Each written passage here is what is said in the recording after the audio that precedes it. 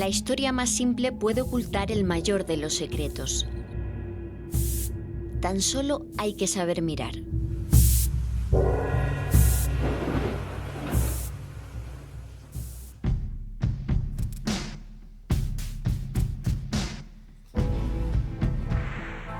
En el mismo espacio en el que transcurre nuestra vida cotidiana hay un mundo que desconocemos. Me llamo Lourdes Gómez y voy a unir mis dos pasiones, el periodismo y la investigación, para sacar a la luz lo que se esconde detrás de muchos casos que pueblan la crónica negra. Porque como dicen los forenses, los muertos siempre hablan. Y sus palabras permanecen escritas en el aire.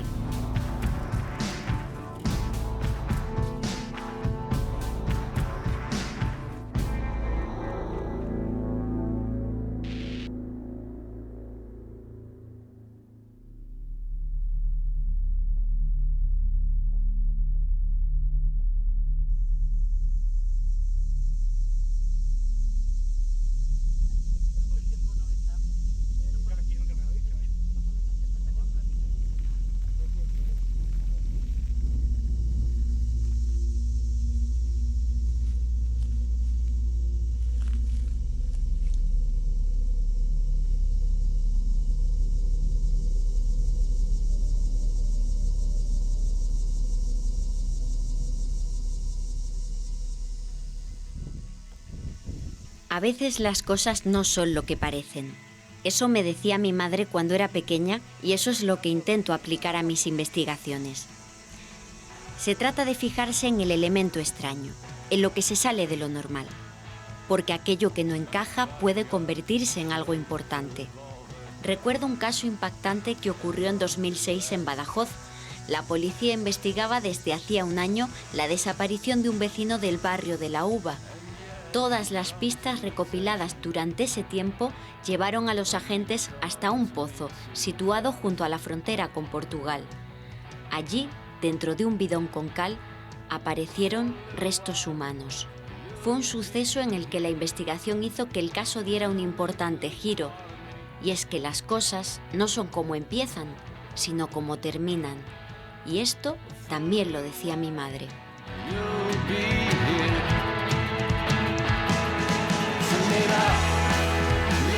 Cuéntame, Lourdes. Hola Mariano, ¿tiene un hueco? Mire, es que me gustaría verle porque quiero hacerle un par de preguntas de un caso que estoy investigando y en el que usted participó como forense. Bueno, pues si te parece bien nos podemos ver esta tarde en la Facultad de Medicina.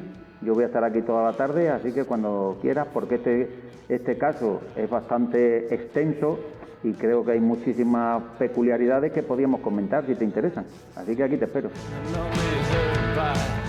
A veces las historias se cruzan y es entonces cuando todo se complica.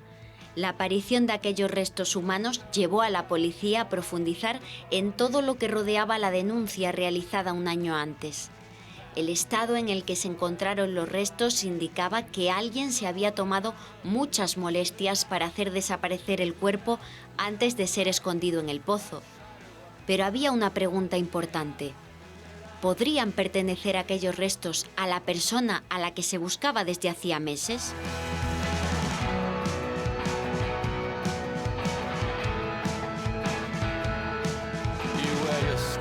Cuando miembros tanto de un grupo como de otro se asomaron al pozo, vieron el bidón, sacaron el bidón para afuera, evidentemente con todas las medidas de seguridad adoptadas para no contaminar la escena del crimen por parte de policía científica.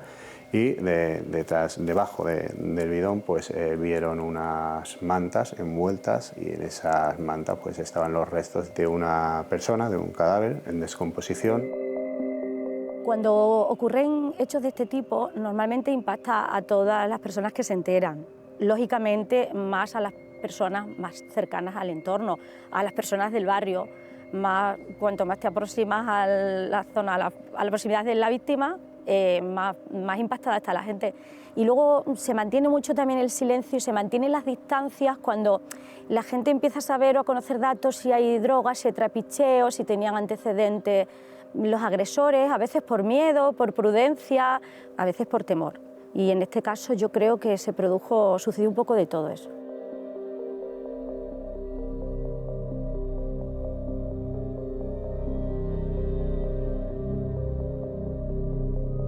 Doctor Mariano Casado trabaja como médico forense en el Instituto de Medicina Legal de Badajoz y su labor ha sido fundamental para resolver muchos casos que han tenido lugar aquí en Extremadura, y especialmente hoy quiero que me hable de uno en el que jugó usted un papel importante. Se trata del conocido como crimen del Pozo, que tuvo lugar aquí en Badajoz, y me gustaría que me contara qué es lo primero que se hace cuando la policía, los investigadores, se encuentran con un caso como este, con unos restos humanos en un pozo.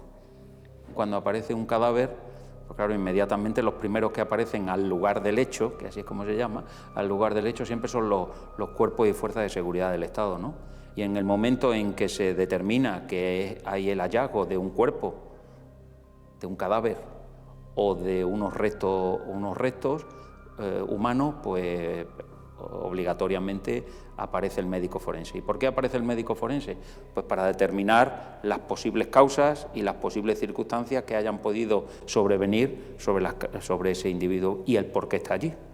En este caso en concreto estuvo presente desde el primer momento, desde el levantamiento del cadáver, y además observó un elemento que luego resultó importante para poder identificar a la víctima, que fue la cartera. Ciertamente la primera cuestión que se plantea, y sobre todo en esa situación por el estado en el que estaba, que eran restos óseos, pues es determinar de quién es. Y efectivamente en la cartera, en el bolsillo del pantalón, pues se le veía quién será, si no será el que había desaparecido y estaba denunciada su desaparición. Luego hubo, por supuesto, desde el punto de vista científico, pues corroborar y llegar a la determinación de que verdaderamente era aquella persona a la que se le estaba buscando. Mariano, ¿cómo se produce la identificación científica de esos huesos? ¿Se realizan pruebas de ADN? ¿Se compara con otras muestras? En el lugar del hecho, lo primero para la identificación, sí que para nosotros nos resulta muy interesante las ropas que lleva, si es que las lleva, las ropas que lleva el cadáver, digamos, entre comillas, cadáver. Y después ya en el lugar donde se trasladan los restos es donde se procede al estudio ya, digamos, antropométrico, antropológico y médico forense, incluso policial, para hacer la identificación. ¿En esto en qué consiste? Pues en primer lugar identificar que aquellos restos corresponden a restos humanos, que en este caso era sencillo, pero en otras ocasiones no es tan sencillo. Luego determinar si aquellos restos son de hombre o son de mujer. Y luego, mediante estudios antropométricos, pues determinar las características anatómicas que pudiera tener aquel individuo. Si es preciso hacer una identificación científica en general, una identificación científica más exhaustiva, pues pasamos al estudio del ADN. El estudio del ADN se hace en dos lugares fundamentalmente, en los huesos, en la médula ósea de los huesos, y luego también se hace identificación mediante la boca. Si la mandíbula, las piezas dentarias están conservadas, pues se pueden hacer estudios odontológicos, para eso hay odontología forense. Y si no, también se puede hacer el estudio de ADN, el estudio del ADN mediante la extracción de los premolares o los molares. Y en el caso que nos ocupa, los medios de comunicación en su momento apuntaron a que los restos pues mostraban que esa persona quizá había sufrido un especial ensañamiento. Científicamente no se pudo determinar ese ensañamiento, pero sí que apareció en los informes policiales que este cuerpo sufrió distintas acciones para hacerlo desaparecer. Evidentemente. Piense que hablábamos al principio de la conversación de la construcción de un puzzle. Y la medicina forense podrá tener varias piezas de ese puzzle, pero no tiene el puzzle completo. Y entonces ese puzzle completo se tiene que complementar con otras disciplinas. El estado de los restos no nos permitieron, como le he dicho anteriormente, determinar que hubo ese ensañamiento con el cadáver.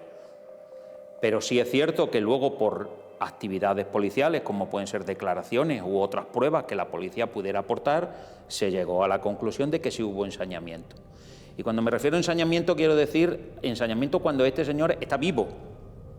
Por lo tanto, sí que le puedo decir que la medicina forense tiene un papel muy importante, pero no es absoluto en este caso, sino que la intervención policial, las declaraciones u otras pruebas, la búsqueda de indicios, pues hallazgos que ellos pudieran determinar, son las que hicieron que se construyese todo y complementaron aquello.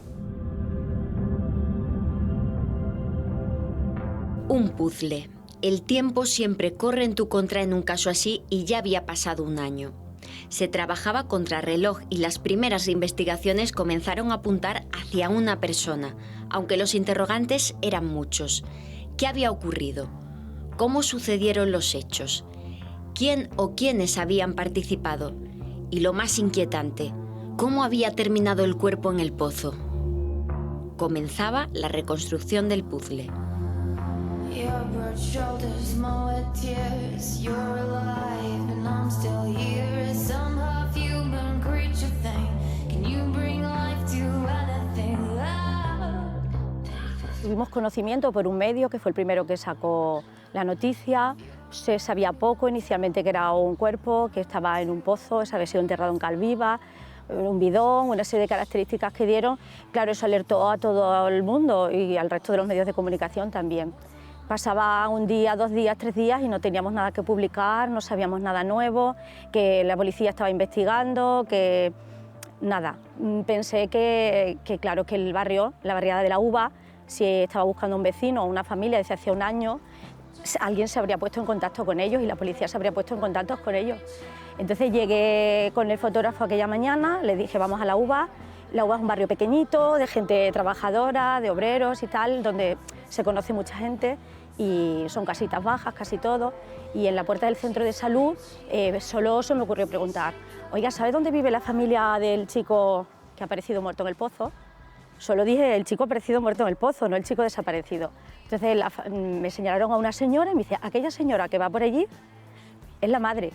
Y la señora lo que nos contó es que efectivamente era su hijo, los restos de su hijo, y que había 2 o 3 detenidos, y lo único que sabía es que eran personas de la zona, de la barriada de la Uva, conocidos del entorno de su hijo, y que, bueno, ya lo demás quedaba, todo era un trabajo de la policía, de las que ya nos fueron informando poco a poco a todos los medios por igual. El comienzo de la investigación en el crimen del Pozo fue el 19 de abril del 2005, cuando la madre de la persona que había desaparecido, pues, en las dependencias de la policía en Badajoz, interpuso la correspondiente denuncia por desaparición. En la propia denuncia ya hablaban de que esta persona tenía una relación sentimental con una persona con una mujer de etnia gitana, y fue a partir de ahí la línea que siguieron los investigadores, identificando a esta mujer y posteriormente identificando a su exmarido, que se convirtió en el principal sospechoso del caso de asesinato.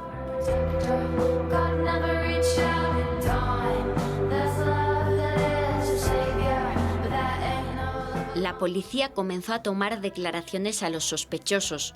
Fue entonces cuando la historia empezó a esclarecerse. Con las declaraciones obtenidas podemos hacer una reconstrucción de lo que sucedió en el garaje y que acabó con la muerte de esta persona. El principal sospechoso citó a su exmujer y a la persona desaparecida en su garaje con la excusa de hablar, bueno, pues de la relación que mantenían estos dos. Y una vez en el garaje, pues comenzó a amenazar tanto a la exmujer como a la víctima, y en un momento determinado, con un revólver, hizo un primer disparo. Inmediatamente después volvió a hacer un segundo disparo. Esta vez impactó en el torso de la víctima, lo cual hizo que reculara, cayera para atrás y, bueno, pues, quedara recostado sobre una de las paredes del garaje y fuera resbalando poco a poco, manchando, según refieren la testigo, pues manchando toda la pared de sangre. Evidentemente, mientras todo esto sucedía, pues la mujer se asustó tremendamente, intentó salir del garaje, el cual estaba cerrado, y acabó agazapada en una esquina, pues con un susto tremendo. El autor de los disparos solamente la amenazaba con matarla a ella, matar a sus hijos, si contaba algo de lo sucedido. Como al parecer la víctima todavía no había fallecido, bueno, que se escuchaban los lamentos agonizantes de esta persona, pues el autor volvió a disparar nuevamente, por lo menos una tercera vez, contra la persona que finalmente falleció. Una vez sucedido todo esto, salieron del garaje, siempre bajo amenazas, y bueno, pues la mujer, evidentemente, por la situación en la que quedó, pues imagínate, era bastante lamentable, ¿no? Ver lo que había visto y por miedo, pues no poder decir nada, ¿no? a nadie. Tenían al principal sospechoso y también una declaración que parecía contar todo lo que había ocurrido. Pero era necesario encontrar más pistas para demostrar la veracidad de aquel relato. Aquí el trabajo en equipo siempre es fundamental, y más cuando entran en juego tantos detalles. La labor y coordinación de 5 grupos de peritos permitió ensamblar las primeras piezas del puzzle. Pruebas químicas, biológicas, de ADN y de balística terminaron por dar respuesta a muchos interrogantes.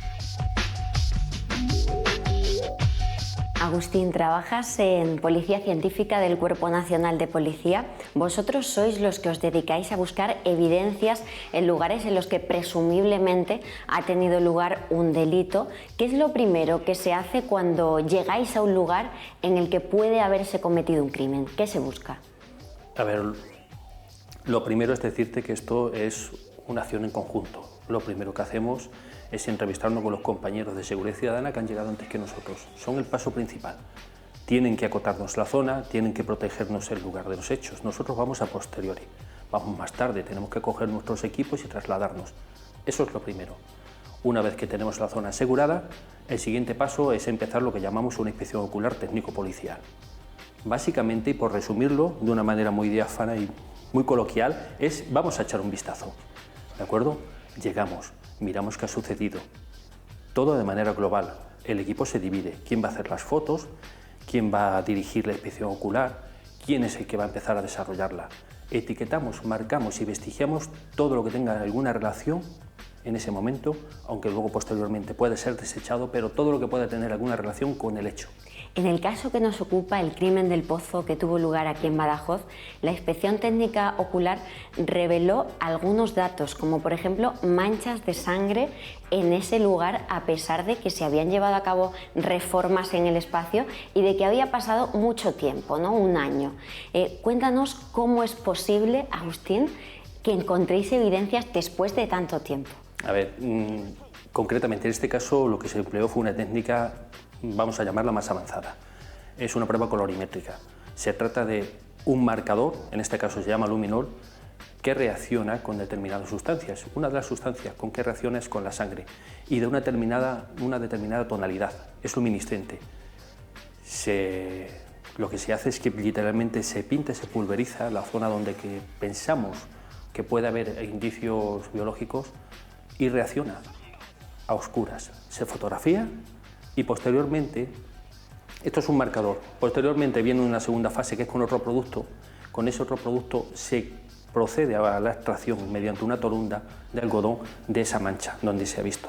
Esto se envía a ADN y allí se comprueba en el laboratorio central si es sangre o qué es lo que es. Y además de la sangre, encontraste también impactos de bala. A ver, el impacto que se encontró realmente fue en un mueble, atravesó un mueble de madera y golpeó contra una pared. Solamente se encontró ese impacto. ¿Qué sucedió? Que había impactos en el cuerpo, en los huesos.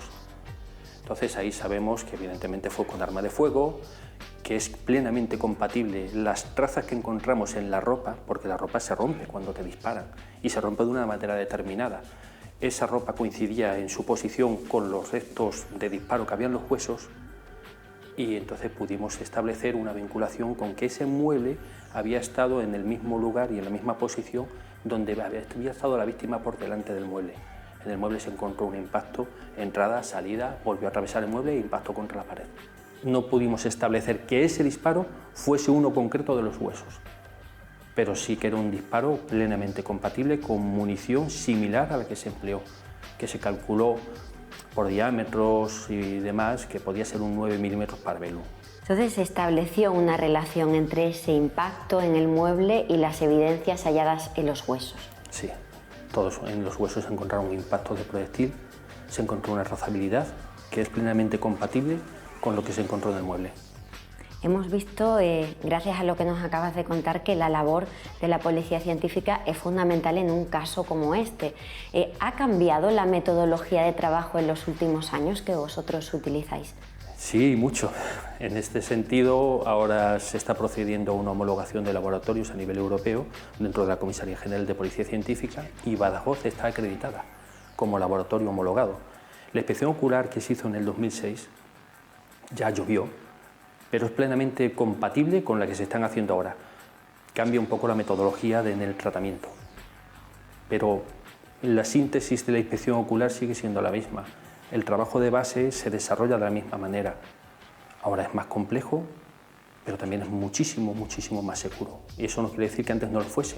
Simplemente que ahora los trámites pues, están más burocratizados, de tal manera que hay una trazabilidad, una cadena de custodia más rígida de lo que había antes. Pues muchísimas gracias a Agustín por aportarnos luz en cuanto a este caso. A vuestra disposición. Lo primero que piensa un homicida siempre es ocultar la prueba del delito. Algunas veces el culpable actúa en la más absoluta soledad.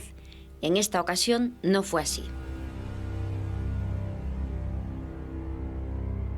La investigación logró determinar que fue un conocido del homicida, el que en un primer momento, y a solicitud de este homicida, como digo, pues fue al garaje donde realizó un tabique en forma de L con la intención de esconder el cadáver que estaba envuelto en unas mantas detrás del tabique, y así lo hicieron.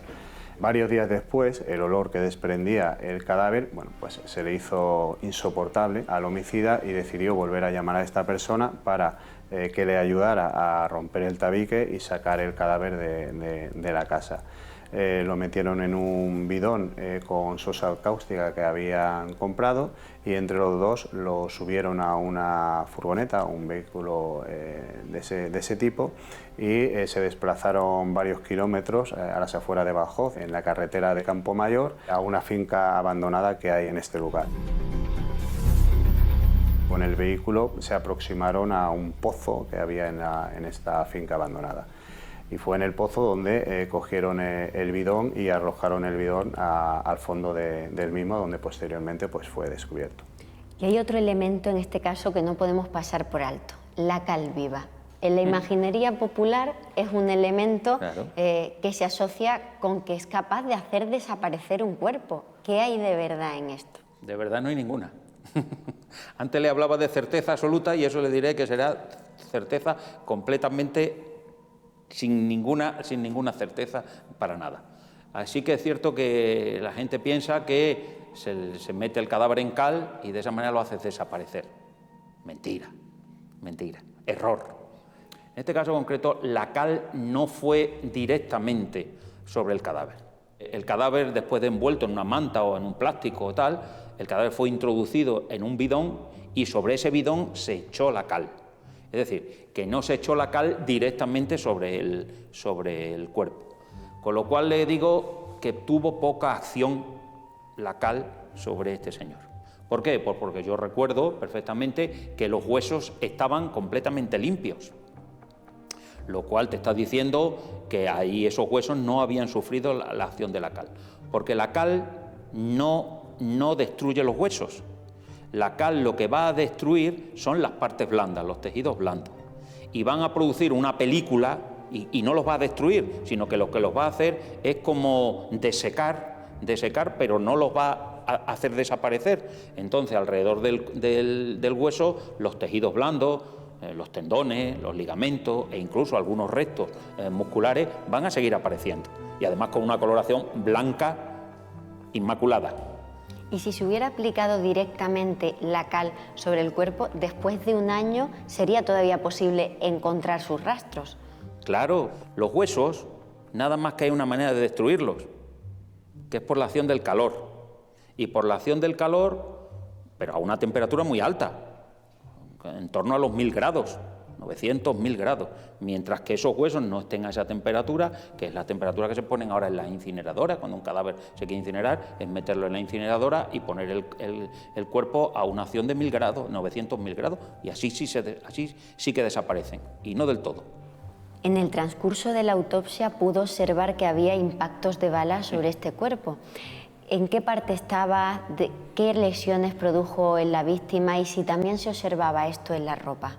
Cuando ya me acuerdo que reconstruimos el esqueleto y lo pusimos sobre una tabla y estuvimos mirando, sí que veíamos la trayectoria se podía observar la trayectoria de los proyectiles.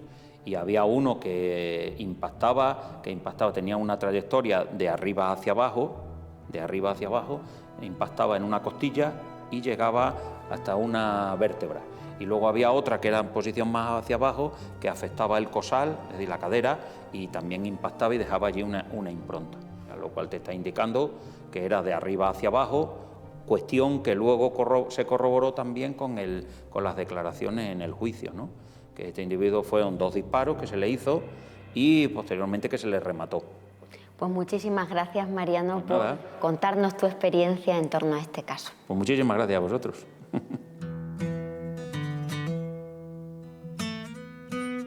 Todo cuenta en una investigación.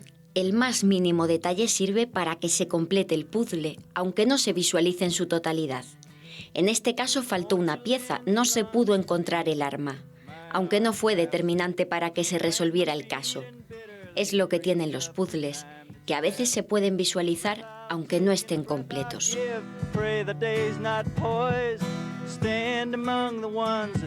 Con todas las gestiones realizadas por miembros de la Policía Judicial se concluyó que la hipótesis principal era la de un crimen pasional y fue esa línea de investigación la que permitió resolver finalmente el caso.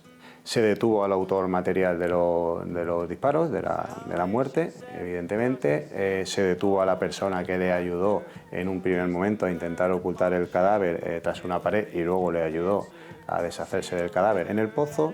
Se detuvo a una tercera persona, varón, por encubrimiento, dado que tenía conocimiento de todo ello y no lo puso en conocimiento de las fuerzas y cuerpo de seguridad. Y se imputaron a otras 2 personas, familiares del homicida, básicamente por lo mismo, tener conocimiento de los hechos y por miedo no denunciar.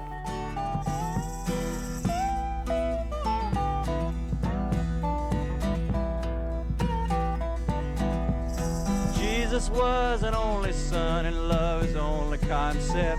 Strangers crying foreign tongues and dirty up the doorstep. And I for one and you for two ain't got the time for outside. Keep your injured looks to you, we'll tell the world that we tried.